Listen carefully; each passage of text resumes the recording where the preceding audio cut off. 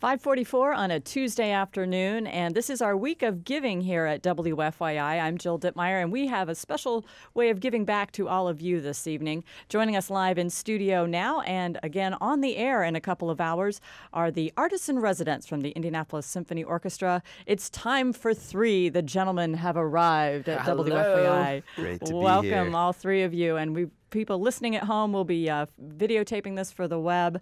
And first, since people are listening, let's go around the room, say your name, the instrument you play, and where you're from originally. I'm Zachary Depew. I play the violin, and I'm originally from Bowling Green, Ohio. I'm Renan Meyer. I play the bass, and I am originally and currently from South Jersey. I am Nick Kendall. I'm on the other violin, and I grew up in the D.C. suburbs. And we're going to start our little conversation off with something very appropriate, some music. Nice. Hey, we're going to play Banjo Love, which you will also be able to view on the TV special. Tonight at 8 o'clock.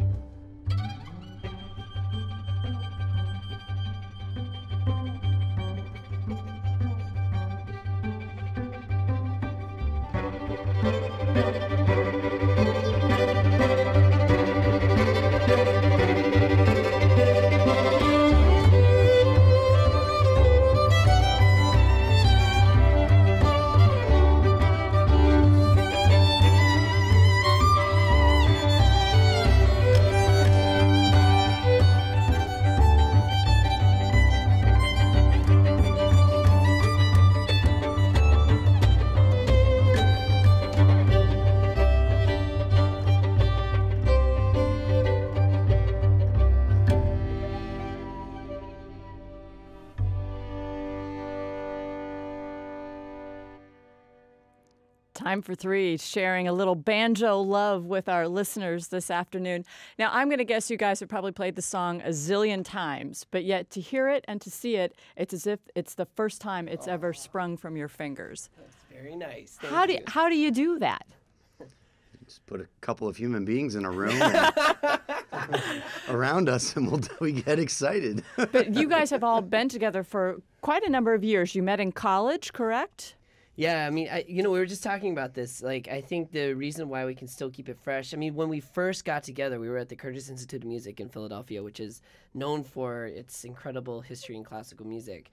But the three of us would be known to have these jam sessions, these sessions that we just get together and literally kind of like play games through music, whether it be trying to see who could play faster the Concerto for Two Violins by Johann Sebastian Bach, or trick fiddling, or just joking and using our imaginations through our instruments with each other, and a lot of interplay. And I think we have these parts and these songs that we have built over the years that we play together, like Banjo Love. Yes, we played that probably hundreds of times, but we're using those notes and those sounds to still like play at and with each other. So yeah, it does become a game at all times, always. So you are like brothers from a different mother, although maybe the same mother as music. Then you're kind of like siblings that kind of force each other to do better every time. I like that. Brothers from another mother, and our mother is Miss Music. I like it a lot. There you go. Yeah, we just we definitely are always trying to get better, but it's more of kind of a organic thing that happens with our group, where we're trying to come up with new repertoire, and we're trying to better the pieces that we're currently playing, but mostly we're trying to connect through the music. That emotional connection. We're always looking for those ways to play to human beings and get that blood pumping. Well, and I think part of that is a result of, we just, reported some great news today that the Symphony Orchestra had another very productive year this year. You guys are the artists in residence there. And I know a big part of your job and Gary Ginsling's job was to bring in a younger audience, to really bring in a new membership to the ISO and a new appreciation. And you guys have really done that with this whole happy hour concept that they have there. It's been a 5-year. It'll be 5 years in January that we started taking over the happy hour series at the Symphony, and yeah, it's been a wonderful portal for the Symphony supporters, for our diehard fans of the Symphony, to bring in their friends and bring them into an experience that isn't necessarily a 45-minute symphony, which can be daunting for somebody that's never stepped foot or only knows classical music through Looney Tunes or something like that. So it's been a great bridge experience for a lot of our true fans to bring their friends in, their neighbors, have a good time, have a good evening, and hear some great music with a great symphony and with time for three. And you guys get around too. I mean that in the best sense of the word, of course. I mean, a lot of people watched you on Dancing with the Stars, and of course on NPR they hear your music all the time. But I have to ask you about this constant encounter you have with U.S. Airways, though. It's with the luggage. Yeah, actually, Renan should talk about his latest incident. Well, yeah, I think both Nick, Zach, and then I, and at different times have had run-ins with specifically, for whatever reason, U.S. Airways with our instruments. It seems when we get the apology, when they come at us, with we're really sorry that happened, it seems to be a mistake by an entire city, is an international airport, and that airline specifically. And I think it's confusing language, the way it's written, and the bottom line is, there are a lot of musicians out there that have problems from time to time when it comes to traveling, and I think the reason that we want to speak up about it every once in a while when it happens to us is not really just for our inconvenience, because we did get there, we did get to our gig these particular times, but there are other examples where the instruments are destroyed, and they're instruments that are irreplaceable or just not even allowed to travel, whether it's going from one country to another or one state to another to try to do what you do. And, you know, ultimately, we're not trying to hurt anybody. We're just trying to make music, you know, and kind of spread the love and joy. And so if the particular airline, U.S. Airways, could get behind that, that would be really cool. There are other airlines out there that seem to be extremely supportive. We're not endorsed by any. No. But Southwest Airlines lets us play on the plane. You know, I know. We've seen some fabulous YouTube videos of that, too. And I think if people wonder, it would be like checking your child in with your luggage. It's that your instruments are that important. They really are a part of your body, quite frankly, to do it so. All right, now we've got another song that we're going to play out on tonight, and I will let listeners know that all four of us and Lloyd Wright will be on WFYI-TV 1 tonight at 8 o'clock, the premiere of your fabulous documentary that was produced by Kyle Travers here at WFYI, and we're going to see you in action again on the air tonight. Here's some more stories about impending thunderstorms with the shooting of the video and all kinds of fun things for folks.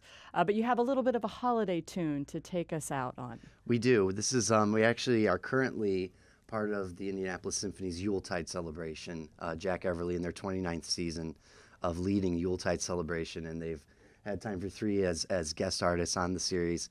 And we are playing a little arrangement. There's a whole tribute to the music of Frozen, the movie Frozen from 2013, Disney's movie. And we have a little part in that with this arrangement of Do You Want to Build a Snowman? Time for Three. Listen now and tune in tonight at 8 o'clock on WFYI-TV 1.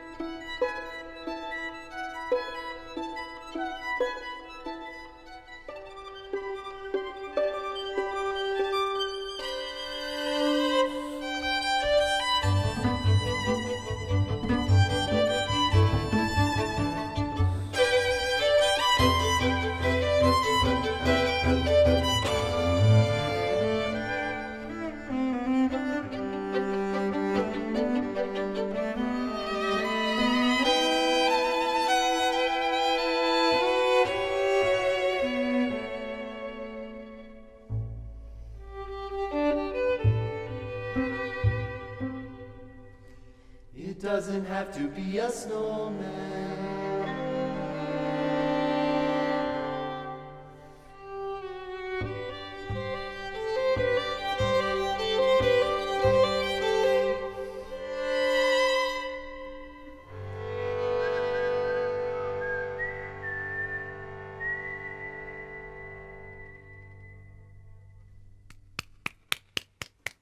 Excellent. Thank you, gentlemen. We'll see you tonight. We're out? Yeah.